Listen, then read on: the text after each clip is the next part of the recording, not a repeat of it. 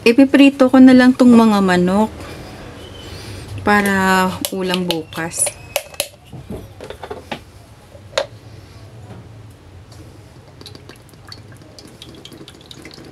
Buti na lang marami kaming mantika.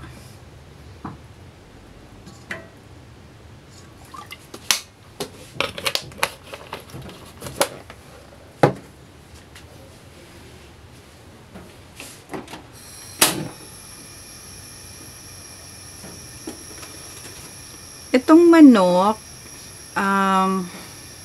kanina dinipo to sa harina, no? Wala nang masyadong arte-arte ngayon dahil gabi na.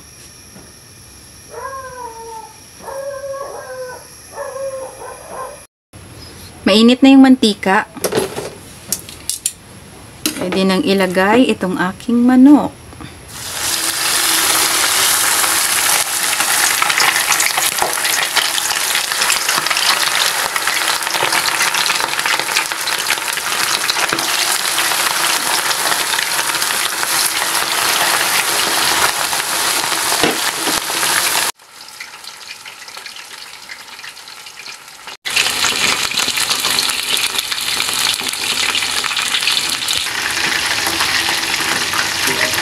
Ang init masyado ng mantika. Ayan o, pwede nang baliktarin.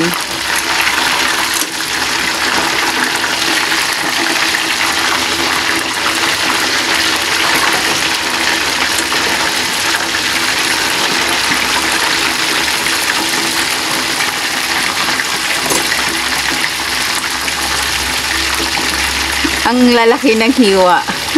Halatang nagmamadali eh. Ipupuntahan pa kasi kanina.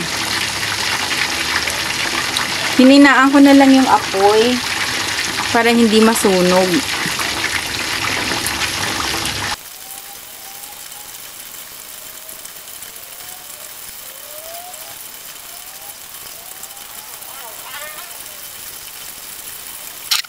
Na yung apoy dahil hindi na gaanong tumutunog ang mantika.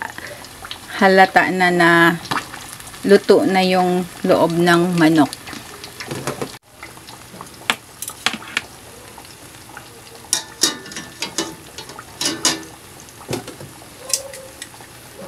Alisin ko na siya sa mantika at ilagay dito sa aking strainer.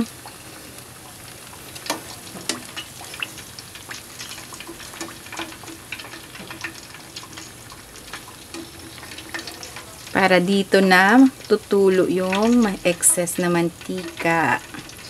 Okay. Ito pwede pang gamitin ulit kapag nagprito.